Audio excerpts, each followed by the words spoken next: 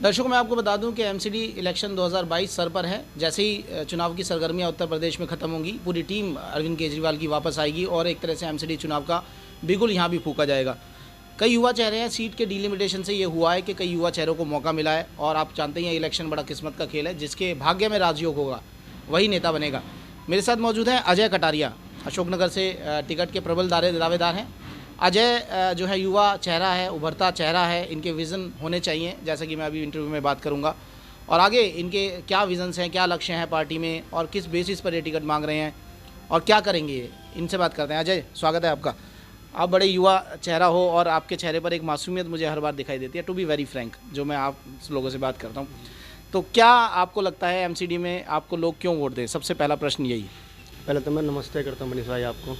MCD में इसलिए vote दें क्योंकि एमसीडी में इतना सारा भ्रष्टाचार है, नालियाँ इतनी बेकार हैं, खरंजे इतने बेकार हैं, आज तक एक भी गलियाँ नहीं बनी। जो हमारे यहाँ की निगम पार्षद है रीना महेश्वरी जी, उनका नाली सफाई करने का काम है। आज तक का नालियाँ कभी साफ़ नहीं होती, कूड़े कभी नहीं उठते, गाड़ियाँ नहीं आती हैं, इतने परेशान हो रहे हैं। इसलिए हम कह रहे हैं आम आदमी पार्टी को वोट करें, क्योंकि एमसीडी में आम आदमी पार्टी आएगी तो सारी चीज़ें सुविधा करेगी।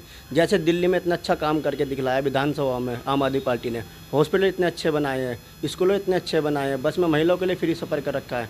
तो एमसीडी में भी अगर आम आदमी पार्टी आती है तो जैसे एमसीडी में लैंटर को भी डालने लग जाता है, तो एक लैंटर पे कम से कम लोगों को 20-20, 50-50 हज़ार रुपये देने पड़ जाते हैं। इतने परेशान है लोग आगे एमसीडी से।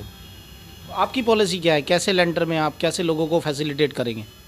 मनीष भाई, अगर हम आते हैं एमसीडी में, आम आदमी पार्टी आती है एमसीडी में, तो हमें बिल्कुल 1 रुपया भी लेंटर पे किसी को नहीं लेने देंगे। कोई एमसीडी वाला नहीं आएगा, कोई पुलिस वाला नहीं आएगा, क्योंकि एमसीडी में आता कौन है? साफ सीधी बात है, ये सारा पैसा इकट्ठा होकर कहाँ जाता है? ये निगम पार्षदों को जाता है। जो निगम पार्षद जो इन पर अफसरों पर प्रेशर बनाते हैं, ये बीजेपी वाले, इतना पैसा हमें चाहिए तो वो इकट्ठा करके मजबूरन उन्हें ला के देना पड़ता है।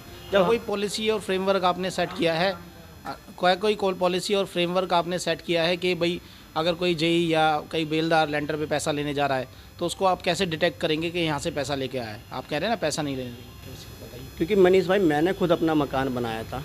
जब मैं अपने मकान पर लेंटर डाल रहा था, मेरे पास खुद एमसीडी वाले आए हैं। मेरे कोने में मेरे चाचा जी का मकान बना था, उन्होंने भी 20,000 रुपये पर लेंटर के एमसीडी वालों को दिए हैं।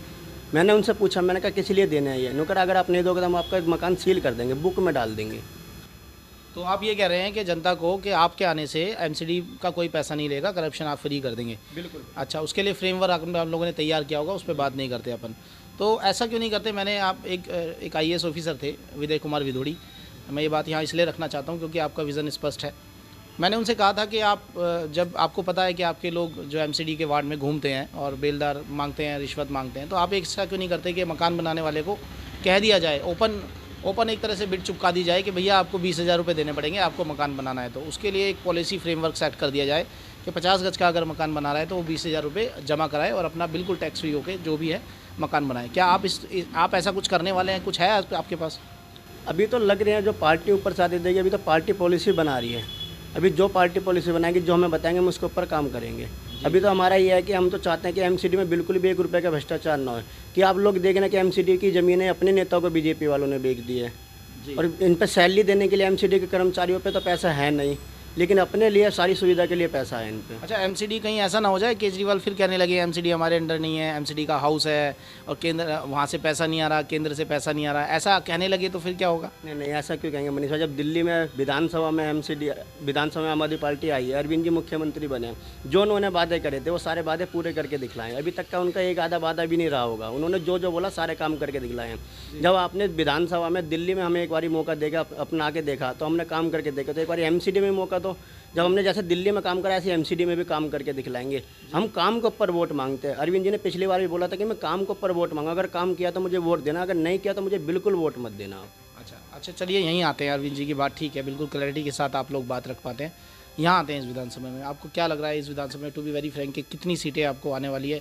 आपको लगता है, क्योंकि पहले मैंने देखा कि पूर्व विधायक खुद हार गई और 4 वार्ड खुद हार गई, तो ऐसे में बड़ा नेगेटिव सा एनवायरनमेंट विधायक के क्षेत्र में हो जाता है। लेकिन आप लोग युवा हैं, इसलिए मैं आपको सपोर्ट करूंगा, ये मैं खुल के कह रहा हूँ, क्योंकि आप लोग युवा हैं।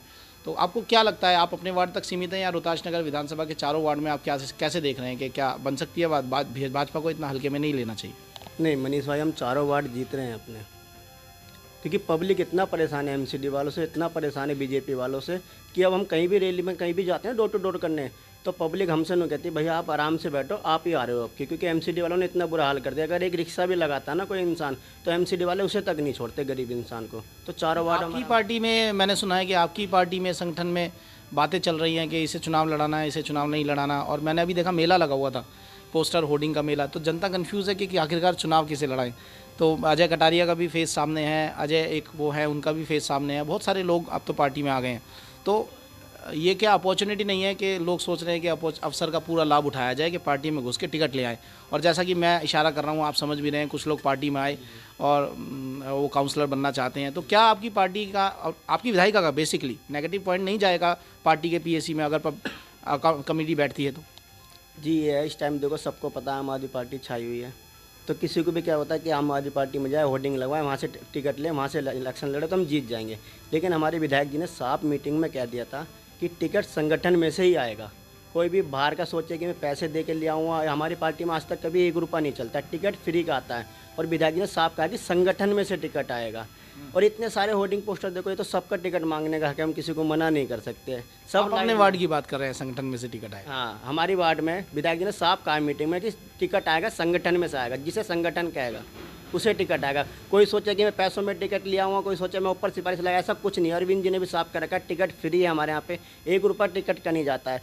जो इंसान जमीनी स्तर पर काम कर रहा है, जो पार्टी में बहुत पुराना कार्य करता है, उसमें से टिकट आएगा, किसी को बाहर को नहीं आएगा टिकट। मनीष भाई तो ये एक्सेप्शन तो वहाँ फेल हो जाता है वार्ड 38 में।